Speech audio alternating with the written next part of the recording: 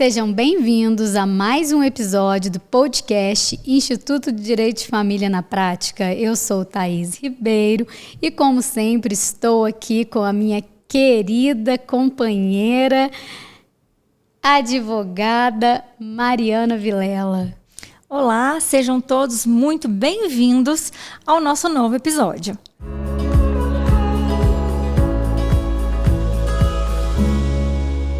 E hoje nós vamos falar especificamente sobre adoção e socioafetividade. Não é, Mariana? É isso aí. No episódio anterior, nós tratamos sobre filiação e multiparentalidade, abordamos também um pouco de adoção e socioafetividade, mas hoje falaremos especificamente sobre a adoção e a socioafetividade e as suas peculiaridades.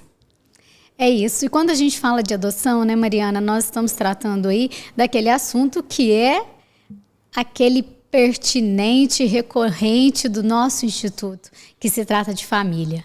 Então, formações familiares que sejam por vínculos biológicos, vínculos afetivos e vínculos aí que decorrem também daquelas famílias, daquelas pessoas que não podem, por alguma razão, né, ter a forma natural de ter os filhos, e aí nasceu, né, existe, tanto no ordenamento jurídico e uma regulamentação que também vai para a esfera social, que diz respeito àqueles que querem formar uma família e não podem por outro meio, que é o Instituto da Adoção. Então, a adoção, muito mais do que ter o aspecto jurídico, o aspecto da legalidade, ela tem o aspecto humano. Então, por isso é que o aspecto e a questão social de se ter filhos, que não são os filhos consanguíneos, tem relevância dentro do mundo do direito e precisa de regulação. Motivo pelo qual está no Código Civil, está no Estatuto da Criança e Adolescente, né? E aqui nós estamos falando de legislação brasileira, mas em vários diplomas, né, legais aí que tratam dessa possibilidade de se ter família, da pessoa ter essa oportunidade através da adoção. E vamos aí posteriormente falar da socioafetividade, que hoje tão comentada, tão com destaque no mundo do direito e na sociedade também. Sim, acho que as pessoas estão começando a se adaptar, né, a essa nova realidade. Nova não, né, mas agora sendo reconhecida. E tanto a adoção quanto a socioafetividade são uma espécie de parentesco civil. Entretanto, a adoção ela tem previsão legal e a socioafetividade ainda não tem. Apesar de que já está ali falando que o parentesco civil ele decorre da adoção ou de uma questão de fato. E a socioafetividade nada mais é de que uma questão de fato. Sim, e quando a gente fala questão de fato, para nós que somos do mundo jurídico, é importante traduzir para aqueles que queiram, né, também ter essa noção trazida para a sociedade. Porque o que é uma situação de fato? É aquela que já, né, se concretizou, que ela já se perpetuou, e no caso da adoção e da socioafetividade, que não são iguais, vai ficar claro aqui, né? Por isso o tema de hoje, até para diferenciá-las.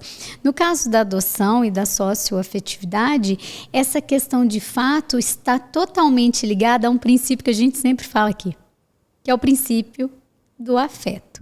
Mas na adoção, em que? Porque a adoção também, que é regulamentada, que tem uma ordem, que tem um cadastro, né, a ser feito, e é muito anterior a próprio aquilo que tem na legislação civil e no Estatuto Criança e Adolescente, é a existência de um cadastro, né, em que as pessoas podem se candidatar, atendendo os requisitos legais, a adotarem alguém.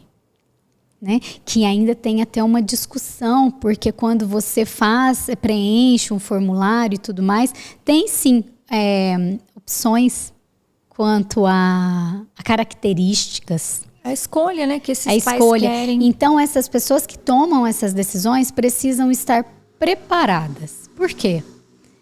Porque elas não podem se frustrar também. Né? Você tem que estar atento que aquela criança, adolescente, também tem a possibilidade de adoção de maiores, né? Das pessoas que são maiores de idade. Preparar, porque se tratam de pessoas, não são objetos que podem ser devolvidos. Não se trata de uma devolução. Eu falo que isso também é o papel do advogado familiarista. Sim, a conduzir essa adoção. Toda essa questão. Por isso que aqueles, inclusive, que se interessam, os que têm possibilidade de ir a um advogado que seja particular, aqueles que não têm, de procurar as defensorias públicas, né?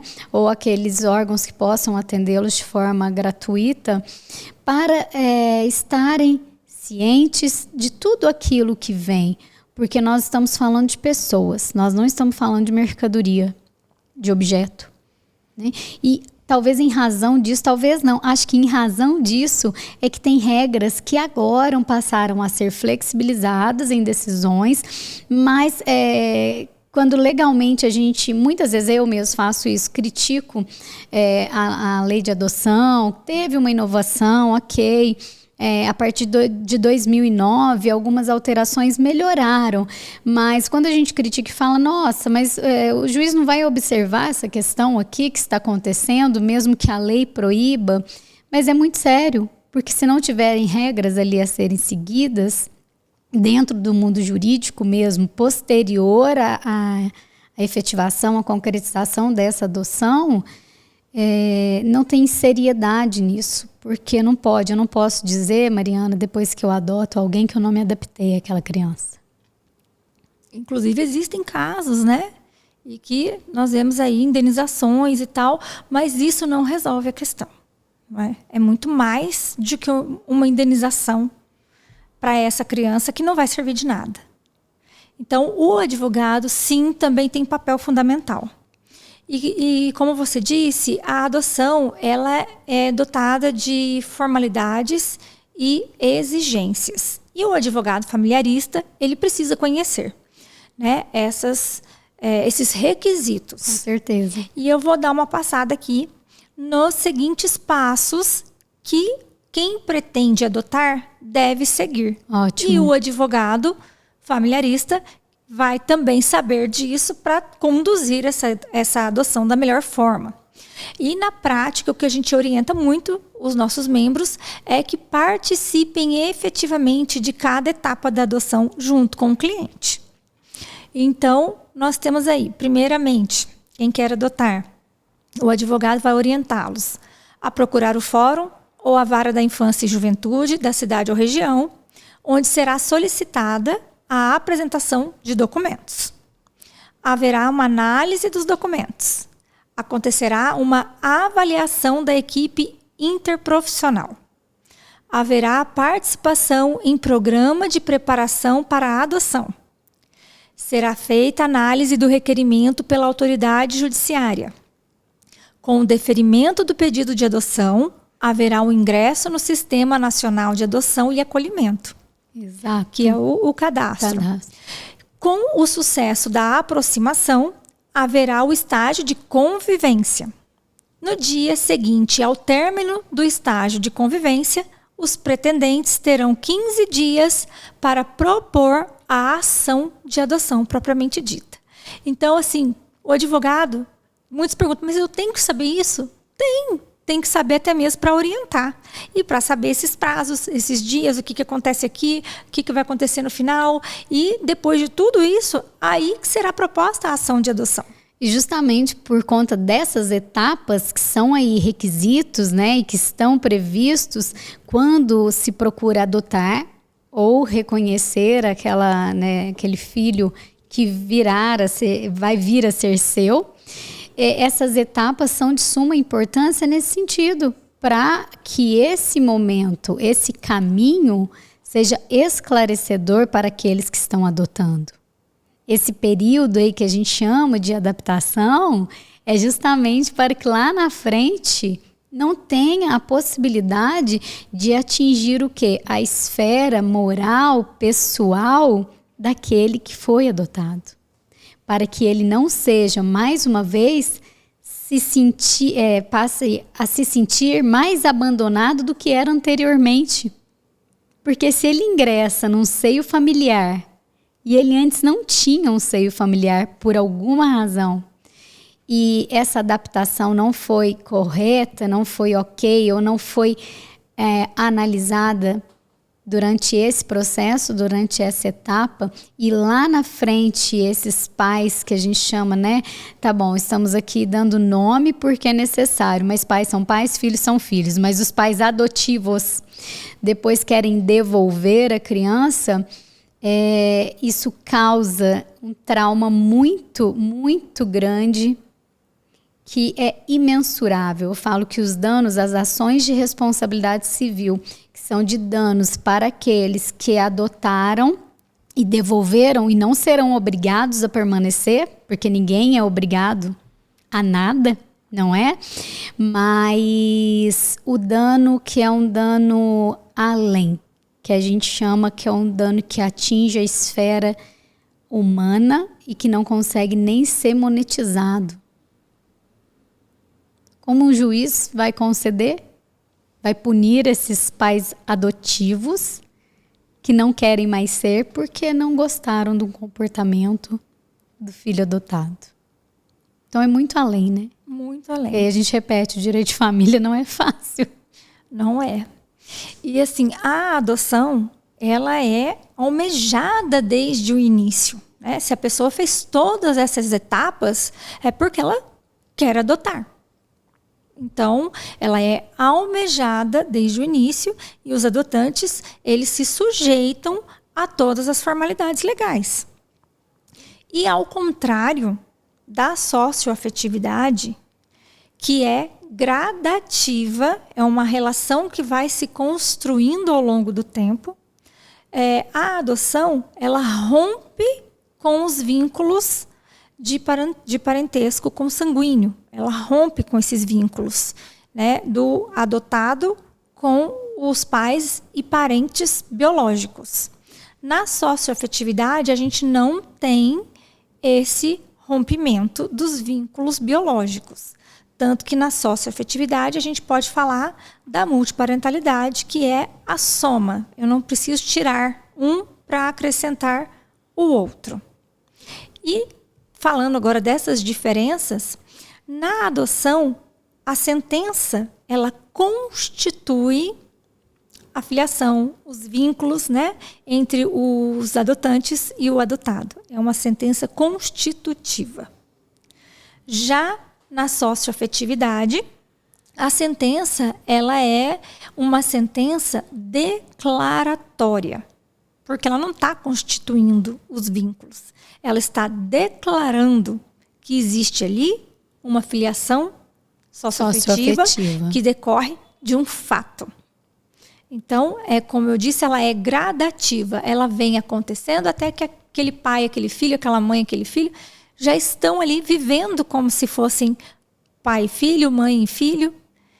E por isso ela é declaratória, porque ela vai declarar que ali tem essa relação de filiação. Sim, e é importante que se diga também que passado isso, seja por um procedimento, um processo de adoção, seja num reconhecimento através de uma sentença declaratória dessa socioafetividade, quando se gera a determinação para uma certidão de nascimento ou para que conste algo, filho é filho. Não ali é filho por adoção.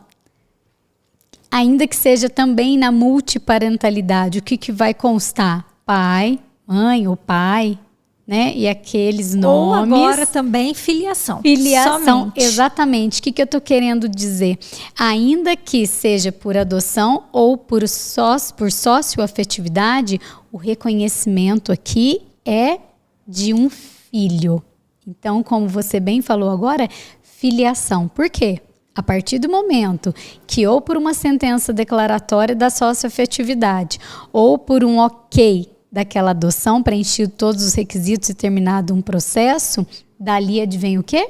todos os direitos e deveres enquanto pai, enquanto mãe, em relação a esses filhos.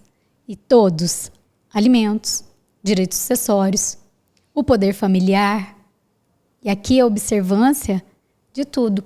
Então, por que é importante esclarecer que aqueles que vão adotar ou aqueles que querem também o reconhecimento dessa socioafetividade tenham consciência que terão dali para frente todas as obrigações decorrentes da parentalidade por conta dessa filiação. Isso mesmo. E quando a gente fala da adoção, a gente também lembra do artigo 42, parágrafo 3º do ECA, que fala da diferença de 16 anos entre o adotante e o adotado.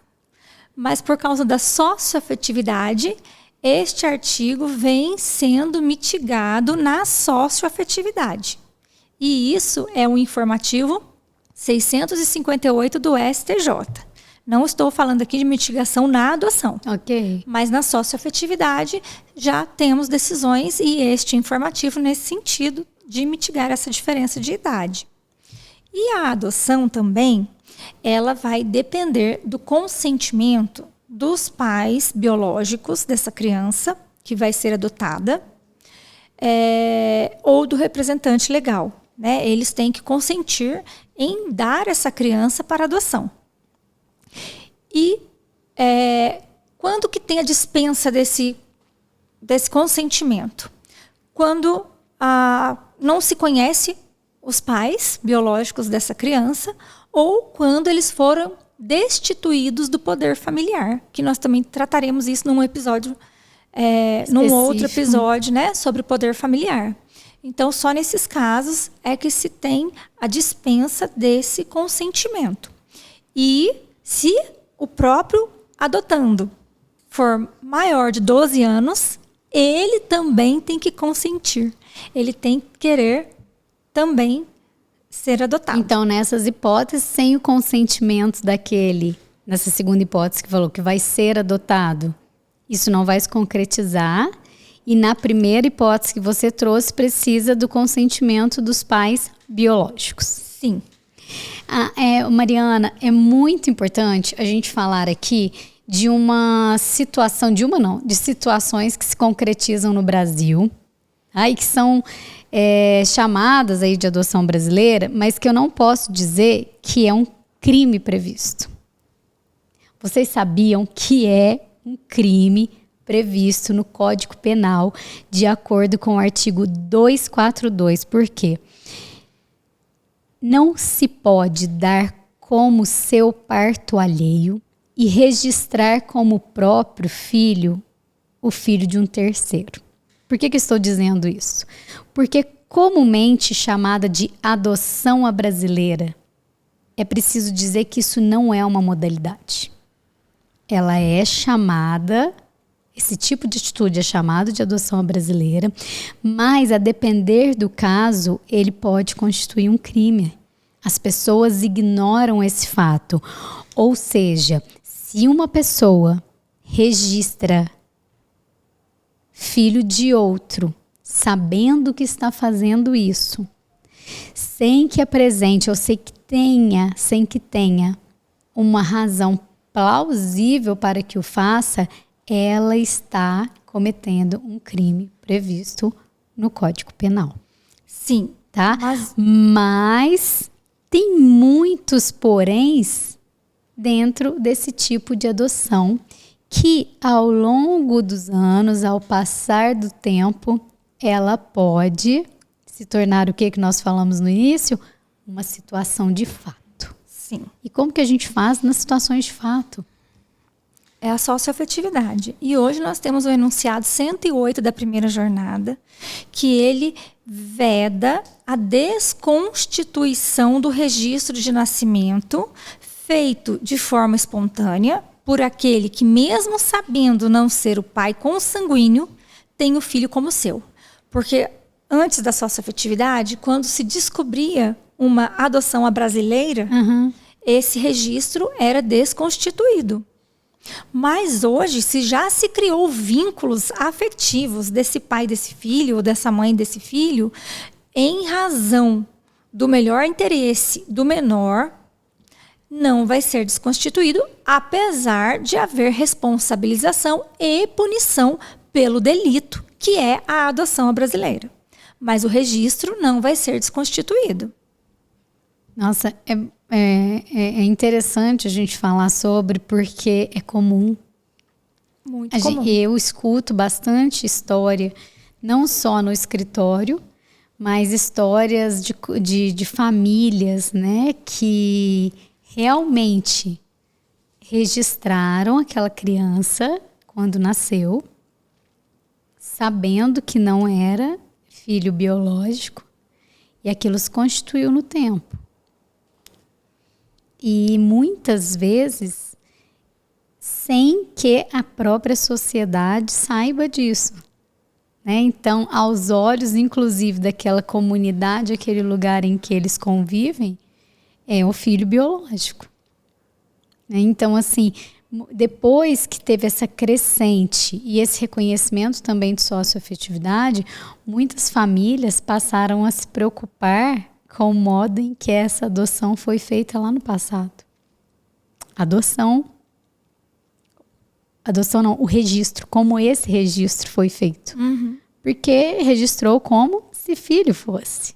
Aqui não teve adoção.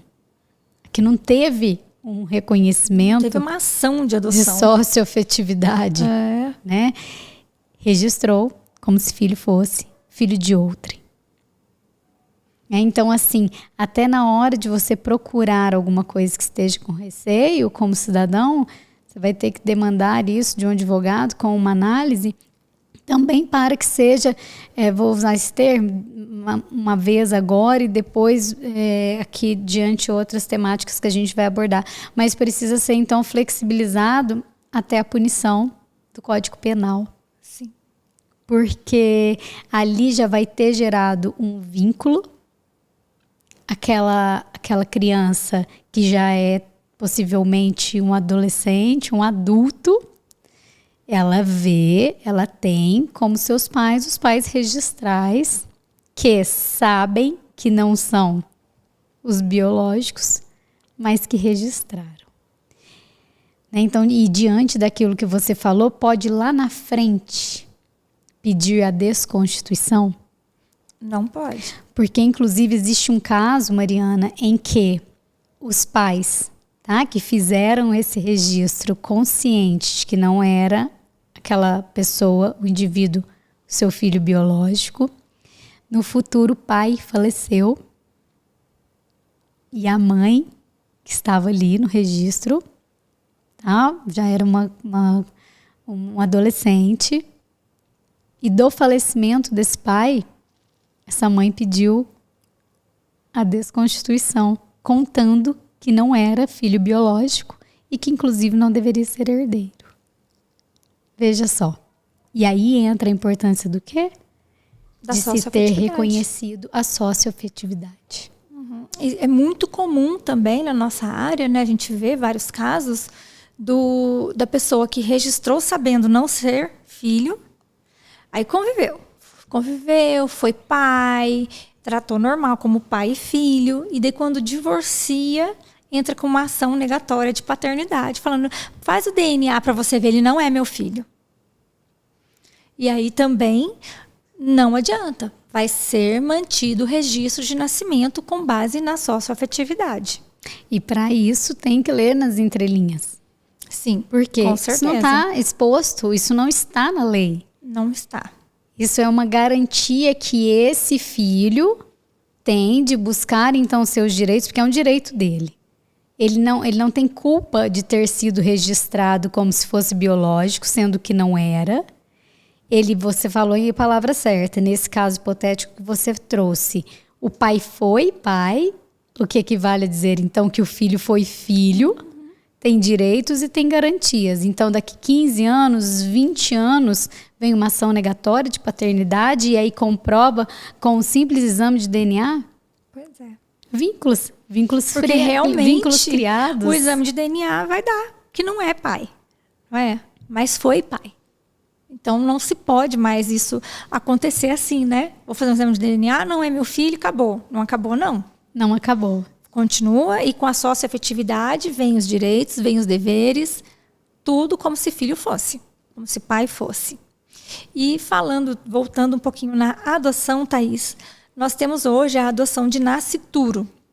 Então, a mulher grávida que já saiba ali que não vai dar conta, não consegue criar o filho que ela está gestando, ela também já pode entregar esse filho para a adoção.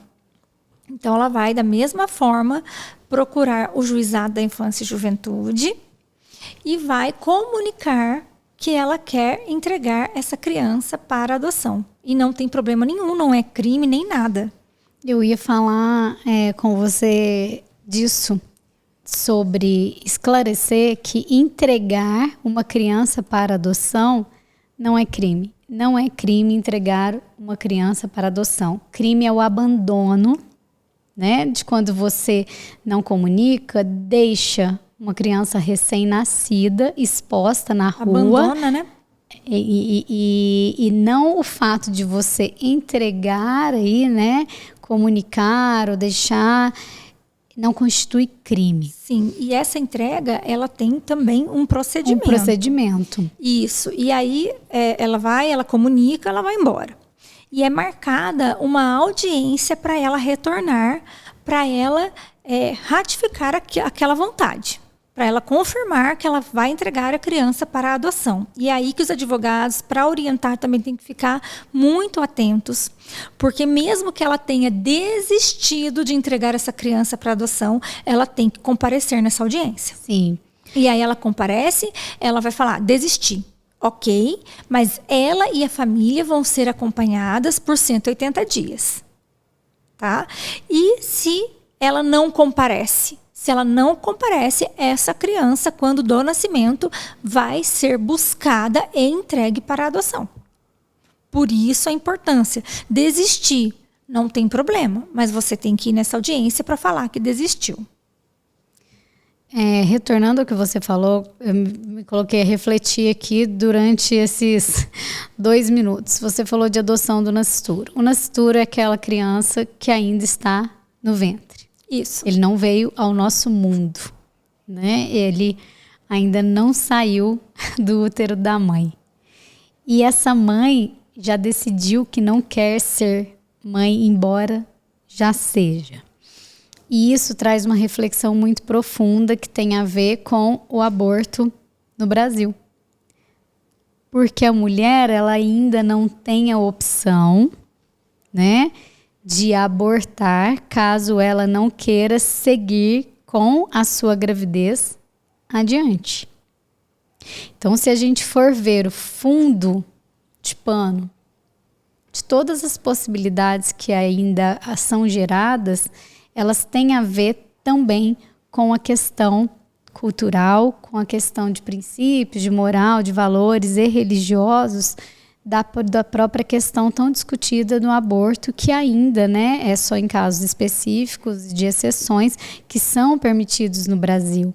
Então, sempre o direito, ele está ligado a uma questão social, ele está ligado a uma questão cultural, e a gente não consegue compreender o porquê, então, que é possível que essa mãe, inclusive, entregue o teu filho para adoção quando do seu nascimento ou agora até anterior ao seu nascimento, por uma livre escolha dela.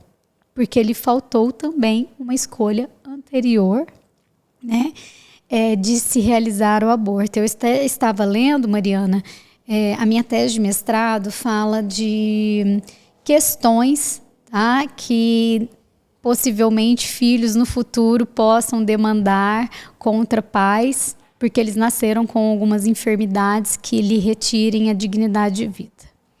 Tá? É um tema muito complexo na hora de discutir, e dentro de um ponto ele fala do aborto. Mas a gente esquece que o aborto, porque depois eu fui me aprofundar um pouco mais nessa questão, ninguém fala do aborto masculino. Você conhece esse aborto? O homem pode abortar. Sabe por quê? Ele engravida a mulher que não quer ter o filho desse homem. ele abandona, ele nunca mais vai ver essa mulher. Ele não quer ter relação afetiva com esse filho. Não sei se ele vai pagar pensão para esse filho, porque eu não sei se essa mulher vai querer demandar na justiça com uma pessoa que ela não quer ter vínculo. E aí o abandono do pai, que é um aborto masculino, que é um aborto social e desumano, porque ele abandonou uma mulher e ele abortou. Ele abortou. Ele não é pai. É só a mulher. É só ela que tem responsabilidades. Está no útero dela, ela carrega. Então, as discussões são muito, muito complexas. E isso, quando teve um caso midiático de uma atriz, em que foi aí, né, em algum momento ela contou que ela engravidou, que ela não queria ser mãe, não importa o motivo, que a família concordou e ela entregou a criança para adoção. Ela foi julgada pela sociedade como uma criminosa. Ninguém pensou como foi a gravidez, de quem era o pai, por que ela se relacionou ou não. Que isso é a gente falar que o Estado menos intervencionista possível na vida das pessoas. Ela não precisava responder. Tá, mas é né? desumano, que aí a gente entra em outra questão, que é religiosa. Mas o que justifica tudo? É a religião, é a moral ou é o ser humano? É aquilo que vai causar na vida dele, no seu íntimo. Né? Eu, enquanto Thaís, eu sei o que eu sinto. Muitas vezes eu também não sei.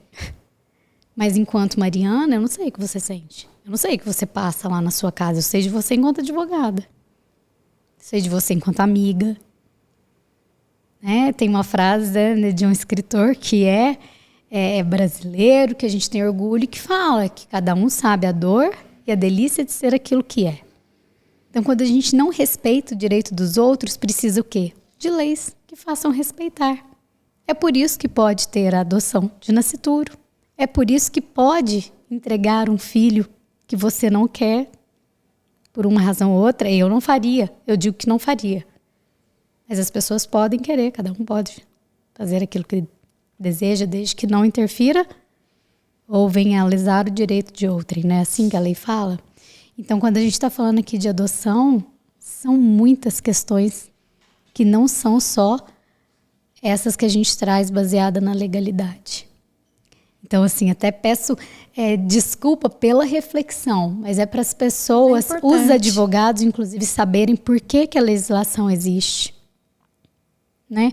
Porque, nossa, mas que absurdo, porque eu já vi advogado, inclusive, falando, mas adoção de nascituro, a mãe nem esperou nascer para ver se vai pegar e vai ter um vínculo, para ver se ela vai amar, né? Mas essa mãe também, você sabe como é que foi? Alguém já te perguntou? Sabe. Alguém te falou? O dia que eu falei de um aborto masculino no meio de uma audiência, parecia que eu ia... Tanto que nessa entrega também do nascituro, né? Que ainda não é uma entrega, né? Sim, propriamente dita. Não é também perguntado e questionado a essa gestante por que você está entregando a criança. Entendeu? Não tem isso. Então, porque não cabe mesmo a ninguém o íntimo daquela mulher. Mas ela não é perguntada dentro dos nossos procedimentos, sim, mas ela é perguntada socialmente, sim, né? Isso sim. E isso é que é muito complicado. Razão pela qual, quando eu falei até das certidões que vão ser ali alteradas, certidões de nascimento, de filiação, né, que reconheçam essa filiação, se em razão de adoção ou em razão de socioafetividade, é isso, porque todos os filhos são iguais, mas também todas as pessoas são iguais em direitos, em deveres, direitos fundamentais, mas ninguém está pensando em quem gerou, né? Em quem vai gerar. Então a discussão é muito também sobre o corpo da mulher, sobre a sua autonomia. Então a adoção também vem disso, porque se ela foi possibilitada num passado tão distante, porque a adoção ela é anterior da própria codificação dela. Ela era tratada não no Código Civil somente ou especificamente, era por meio dos cadastros e tudo mais, porque se acontece a adoção não é só porque tem pais que não podem, tem mães que não podem gerar, é porque tem alguém abandonado. Se tem alguém na fila de cadastro, não é só hipótese de morte, Não é só hipótese, é porque alguém foi entregue ali. Se alguém foi entregue, é alguém que foi gerado sem ser desejado. E aí tem meios de prevenção disso? Tem meios, mas que por muito tempo não podiam nem ser utilizados, porque se você feria a tua religião. Contraceptivo. Quando que a mulher podia falar sobre as formas de prevenção para engravidar? E aí o homem, para não engravidar a sua mulher, a ele era permitido socialmente frequentar lugares em que ele podia, né, fazer a sua relação sexual com outras mulheres. Então isso tudo é tão cultural que a adoção precisou ser regularizada, regulamentada. Então assim, são reflexões muito, muito complexas. Sim, e agora com esse novo Código Civil, né, que a gente já está vendo aí. Lá vamos nós estudar bastante. Sim, eu acredito muito que vai ser agora regulamentada, inclusive, a socioafetividade. É igual a adoção, que veio ser regulamentada. Eu acredito muito que a socioafetividade também vai ser regulamentada. E continuando um pouquinho na adoção, a gente fala muito também, falava, porque antes não tinha a socioafetividade, e hoje isso pode ser resolvido também pela socioafetividade. A gente falava da adoção unilateral, que é quando um dos pais não, né? O companheiro, o marido Sim. ou a esposa, eles adotam o filho do outro. Isso. E agora saiu o enunciado 12, que fala que não precisa mais cancelar o registro, o original dessa criança, para se fazer a adoção pelo outro. Então, na adoção unilateral, agora basta uma averbação. Nossa, isso é uma grande evolução. Sim. E me fez lembrar, tem um episódio que a gente comentou assim de espécies de família, né? Como as famílias mosaicos e como as famílias foram se reestruturando através do vínculo do afeto, né? As famílias que é um homem e uma mulher, ou homem e homem, ou mulher e mulher, que trazem os filhos de outro casamento, que têm os seus próprios filhos, né? Junto com a nova companheira. Então, essas famílias, que são as novas formas familiares que existem, pode inclusive acontecer, né, do modo que você expôs.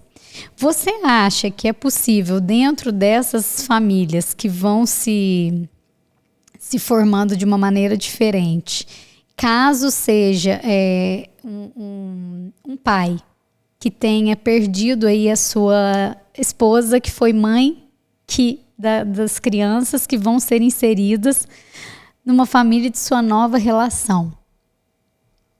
Essa mãe, essa nova companheira, nova esposa, ser mãe através da adoção? Se ela pode? Se ela pode? Ela pode. Ela pode ser mãe através da adoção ou da socioafetividade. E a socioafetividade, ao contrário da adoção, ela pode ser reconhecida, inclusive, diretamente no cartório de registro das pessoas naturais. E só que temos também para isso alguns requisitos, né? E um deles é que essa criança que vai ser reconhecida como filho, ou criança, ou, enfim, maior, tanto faz. Só que adotado. O filho socioafetivo, socioafetividade, né? Certo. Tem que ser maior de 12 anos para ser feito diretamente no cartório, para ser feito via extrajudicial. Então, ele tem que ter mais de 12, né? De 12 para cima. Ele também tem que querer, tem que consentir. Tá? E outra coisa que tem a gente tem muitos alunos que ficam na dúvida porque tem uma relação de documentos também que tem que levar lá no cartório para fazer esse reconhecimento da filiação socioafetiva. E uma dúvida que os advogados ficam é se ambos os pais biológicos têm que também autorizar. Autorizar. E tem. Se um não concordar, aí já vai ter que partir para a via judicial. Então, para fazer esse reconhecimento extrajudicial, se a criança tem o pai e a mãe biológico, os dois têm também que consentir. E pelo cartório, a criança também tem que querer. Então, todos concordes aí. Exatamente. É um requisito. É um requisito. É um requisito. Está tudo no provimento 83 do CNJ.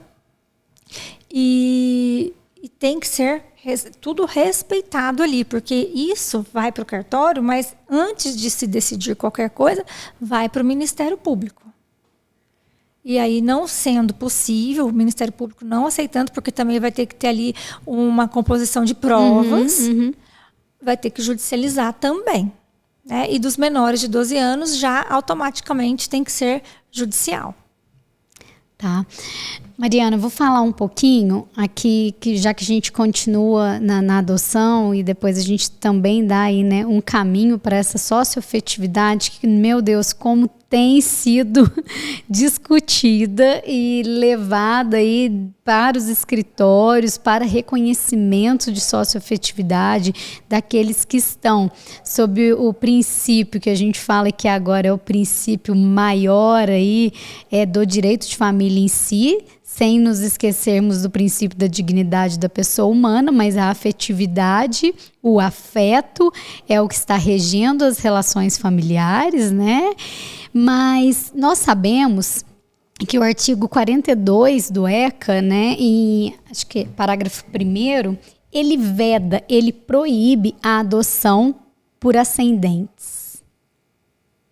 Vamos traduzir? Por exemplo, avó e avô estão proibidos pela lei, que é uma lei especial, então, que é o Estatuto da Criança e Adolescente, de adotarem os netos. E na socioafetividade também não se pode haver reconhecimento de filiação socioafetiva, também dos avós e irmãos. Mas como no direito de família, legalidade não basta e você precisa, advogado, ler nas entrelinhas, o artigo 42 proíbe, ele veda, mas existe uma coisa que chama flexibilização. A flexibilização do artigo 42 em relação àquilo que você inteligentemente percebeu ou não percebeu que fez no início desse episódio, falou de situações de fato, precisam ser observadas. Está proibido. Mas qual é o interesse? É o interesse da criança e do adolescente. Tá? Sim, e já temos decisões nesse sentido. Decisões. Existem sim 2 posicionamentos divergentes, doutrinários e também no judicial, em que prevalece, tá, o entendimento de que se tem a proibição somente em casos que comportem exceção ou peculiaridades muito específicas, é que essa avó ou esse avô ou os avós poderão adotar. Não é ter a guarda, não é ter o reconhecimento, só é adotar.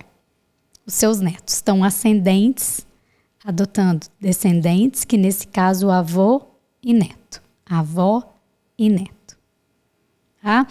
E para isso, tá? Embora tenha essa vedação à adoção de netos por avós, eu vou dizer aqui que no recurso que foi dirigido ao STJ, né, teve essa alegação e que também alegou aí os artigos 6 e 19 do ECA, falando sobre o quê? A exigência do bem comum e o direito da criança de ser criada e educada no seio de sua família devem prevalecer sobre a vedação da adoção avoenga imposta pelo Estatuto. Então, o que entra aqui? Princípios. Nós estamos equilibrando e vendo o que é melhor para aquele que vai ser adotado. a gente seguir estritamente a vedação do artigo 42 ou levar em consideração os artigos 6º e 19 do mesmo estatuto, que vão se sobrepor a essa proibição. E, para tanto, o STJ se posicionou em uma de suas decisões, tá? Dizendo que sobre a adoção entre ascendentes e descendentes não é absoluta e pode ser flexibilizada por razões humanitárias e sociais. Esse é o entendimento unânime da terceira turma do Superior Tribunal de Justiça. A ministra relatora, que nós já sempre usamos aqui, né, bastante decisões trazidas por ela, que foi o caso de Nancy Andrighi, né?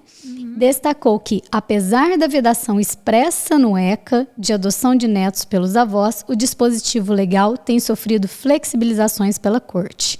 A vedação não é absoluta, podendo ser flexibilizada em circunstâncias excepcionais.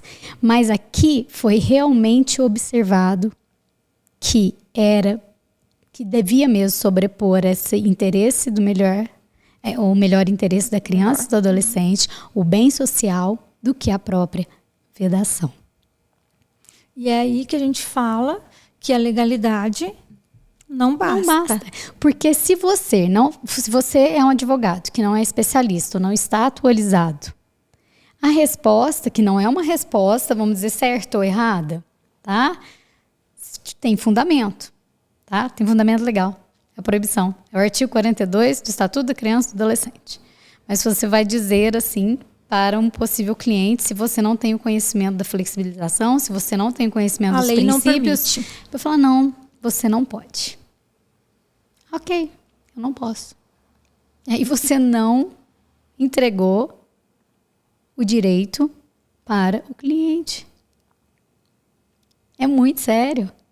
Porque o direito de família, ele é assim. Você dormiu, ele já modificou no outro dia. Então, a legalidade não basta mesmo. É preciso observar isso. E muitas vezes, não quer dizer que você vai orientar, vai informar, vai falar... aliás, o advogado não faz isso, né? Nós somos instrumentos. Você não vai garantir. Mas você vai Nem dizer pode. que tem a possibilidade dessa adoção ser concedida. Desse pedido ser concedido. Mas qual é a situação? De fato, o que realmente acontece no seio dessa família. Né? Então, flexibilizar é possível. Inclusive, de entregar, né, de falar que é possível.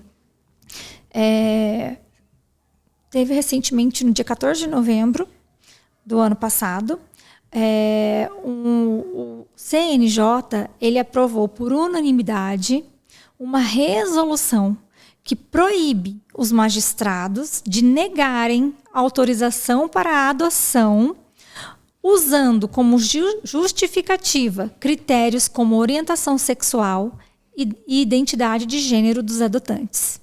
E isso é comum, gente. Isso é comum. Na minha cidade mesmo houve um caso que até apareceu no jornal, porque a sociedade mesmo achou um absurdo do juiz negar a habilitação de um casal homossexual para adoção como casal. Ele falou ou um ou outro, e eles eram casados. Ou um ou outro. E aí eles recorreram e em seguida veio essa resolução do CNJ e agora eles conseguiram, estão habilitados e inclusive conseguiram voltar para o lugar que eles estariam na fila. Suspirei. Porque é muito triste. Sabe por quê? A gente sabe que o julgador, né, seja juiz ou juíza, ele é sim um ser humano. E ele tem os seus valores. Mas na hora de julgar, esses valores não devem se sobrepor. Por que eu estou dizendo isso? Às vezes a gente tenta colocar numa forma, ou num recurso, ou em algum agravo, em alguma tese, porque a gente cria tese, né? É mais ou menos assim que a gente tende a perguntar em outras palavras.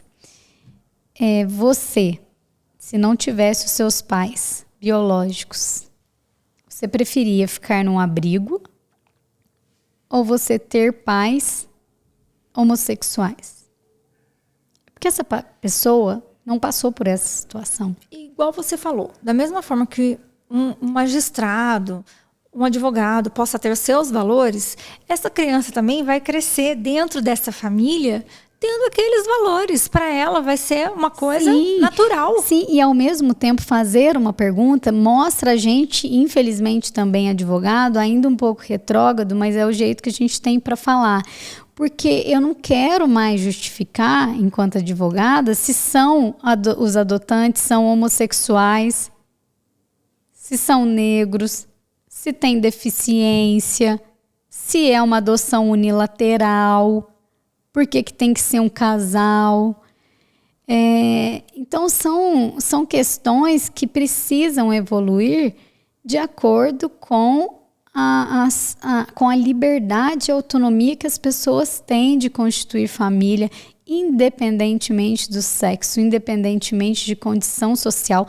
É óbvio que tem que comprovar ali, é um dos requisitos, inclusive, tá?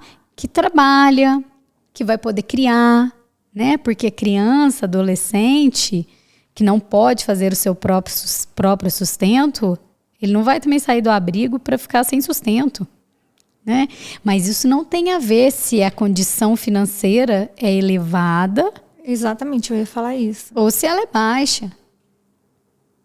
É só uma averiguação de que aquelas pessoas têm condição de trabalhar. E de cuidar. E de cuidar. Então, a adoção ela ainda é muito vista como uma forma legal de se adotar ou como um jeitinho de se adotar e não pelo que ela é na realidade. É você dar família para quem quer ter família. E por que o judiciário tem que me contar dos requisitos somente legais? Porque o advogado que não quer se atualizar tem que responder que não, porque está proibido segundo a lei. Tá? É bastante complexo, né, Mariana? Sim. E é da mesma forma a socioafetividade, né? Que tem muito advogado que não consegue também comprovar essa socioafetividade, que basta, a gente sempre fala, basta a prova da posse do estado de filho. Não é? Então, assim, hoje foi um tema assim, muito específico, a adoção e socioafetividade, são institutos muito parecidos. Eu ia pedir para você fazer isso porque eu gosto da forma que você faz isso. Não fique brava comigo, mas os nossos membros vão adorar. Diferencie a adoção da socioafetividade. A adoção, ela é, como eu disse, ela é querida ali, desde o início. Você entra, você preenche os requisitos, você entra na habilitação, você entra com a ação de adoção.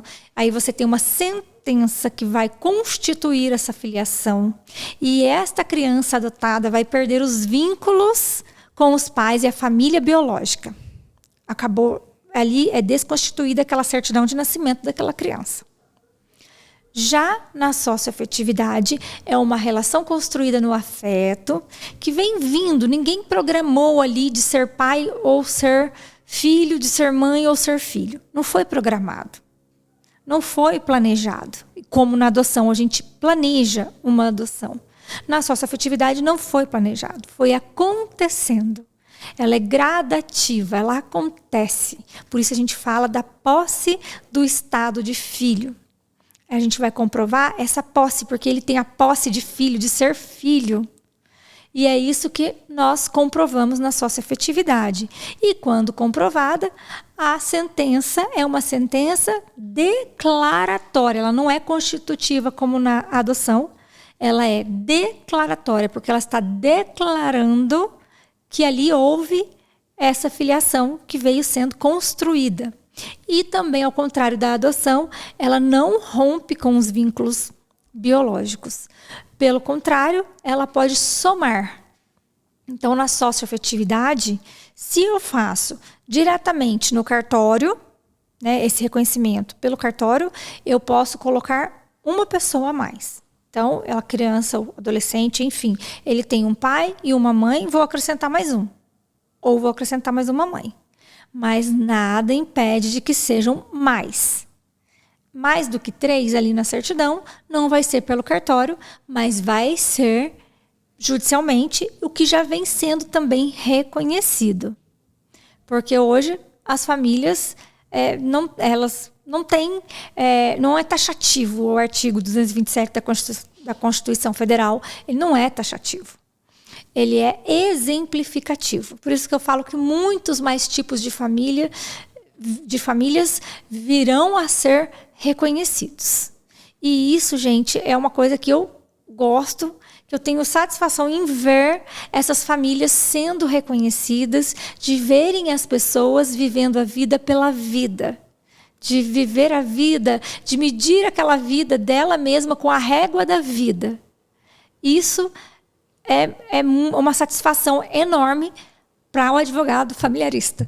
Sim, e a Mariana se emocionou aqui, nós estamos aqui exercendo 2 profissões. Somos advogadas, somos professoras, e o direito, ele é muito mais do que ele é passado para a sociedade. Ele é muito mais do que aquilo que os clientes enxergam na gente, advogado, porque ele é dotado de toda sensibilidade, ele é dotado de muita evolução, de muito estudo e de atualização. É impossível, quando a gente faz uma ação, você, além da técnica, não trazer a questão sentimental daquele cliente. Nós, advogados, não vamos agir sentimentalmente, mas nós falamos de relações familiares, de relações afetivas. Então, assim, para encerrar esse podcast de hoje, e que eu acho que nós ficaríamos aqui divagando e refletindo por um bom tempo, é que eu não tenho dúvida de dizer para você, membro, que sem atualização você não consegue entregar o melhor para o seu cliente, porque nós estamos falando de relações familiares, nós não estamos falando de objetos e mercadorias. Então, esse tema de hoje, que fala de adoção e socioafetividade, é um tema que ainda tem muito por vir. Porque ele tem toda essa reflexão que a gente fez aqui hoje, que fala de autonomia, que fala de mulher, que fala de filho, que fala de dignidade e que fala de amor. Porque adotar é um ato de amor e reconhecer de modo aquela socioafetividade, não ia falar mais ainda não, mas pode ser, é mais ainda um ato de amor. Sim. Porque é de uma relação construída, as relações construídas são muito bonitas. Sim, e só para encerrar mesmo, eu fiquei muito feliz também essa semana passada, que foi o primeiro reconhecimento de uma filiação socioafetiva pós-mortem num inventário extrajudicial. E isso é maravilhoso. Isso é maravilhoso, isso é de bater palmas mesmo. E isso tem a ver da família. Né? Então, isso é a evolução do direito junto com a sociedade. A gente sempre fala aqui que o direito está um passo atrás. Mas quando ele acompanha esse passo, é de se arrepiar. Você se emocionou, eu me arrepiei. Porque a gente consegue ver que esse descompasso, ele pode melhorar. Melhorar muito. Né? Mas depende o quê? De tese? Depende de atualização? Depende de estudo? Depende de você ver aquele caso que é levado sob essa lente aqui, ó. Cada caso é único, cada caso é concreto. Não basta o artigo 42 proibir. Não basta dizer que tem um exame de DNA que diz que não é o pai biológico, e por isso eu vou desconstituir essa paternidade, sendo que você criou 20 anos uma pessoa.